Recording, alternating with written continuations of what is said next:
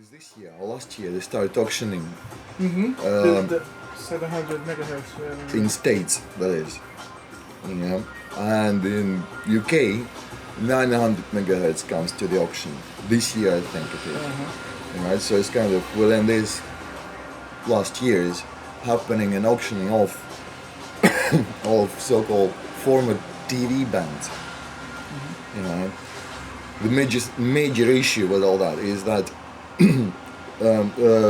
radio frequency is a very peculiar thing, in such a way that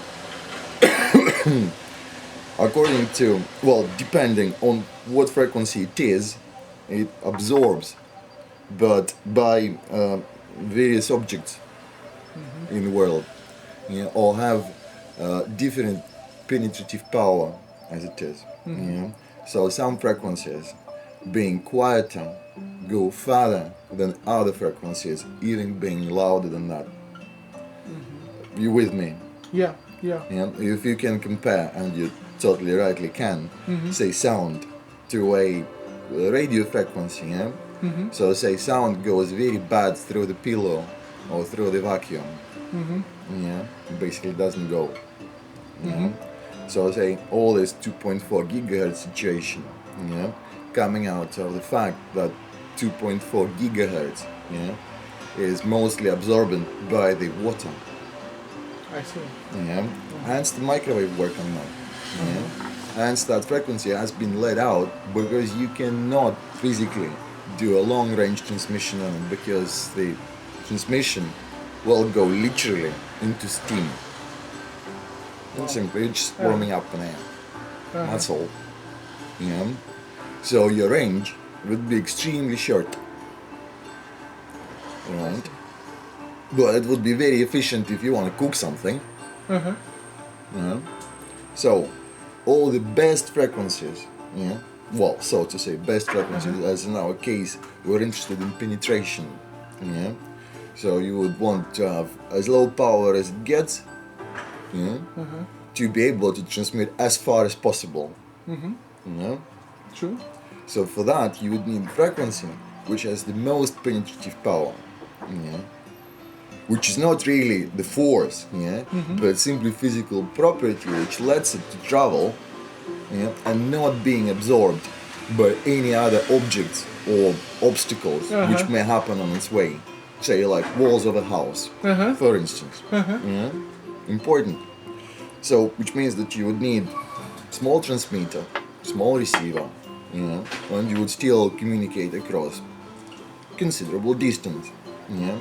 But these frequencies has always been, well, not really always, since 1912 really, as it stands, namely from the Titanic disaster time, since the FCC Commission has been formed, some kind of first legislation on the radio spectrum has been introduced. So since then, the best frequencies are basically locked in terrestrial television. Up until now, there was no remote chance for anybody else to use it. Not even remotely. Just forget it. It doesn't exist. But now, since the television, at least in say States or Europe, so is in Russia, they're also planning to do the same thing, moves into fiber, or into other means of, into other realms and domains, but we're not about television here, right? So the least used television bands become abandoned. I see. So they no use no more. And they bloody massive. They're really massive. Because television being analog, consumes quite a lot of bandwidth. You need tons of it. You need a good separation between the channels, so there's tons of just emptiness between television bands. So you could switch between the channels.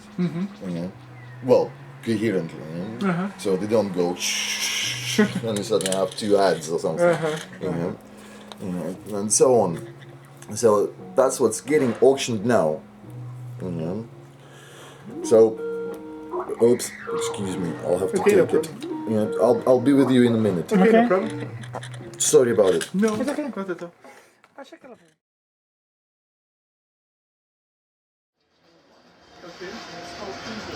My name is Alexei Blinov, and I'm a London-based media artist.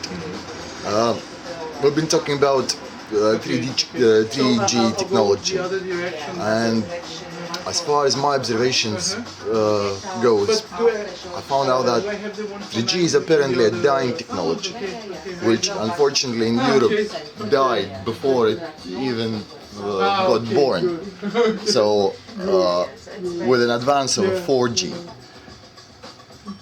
deployment of a 3G network is, well, not so much cost effective, I would say. For the very simple reason it's already old technology.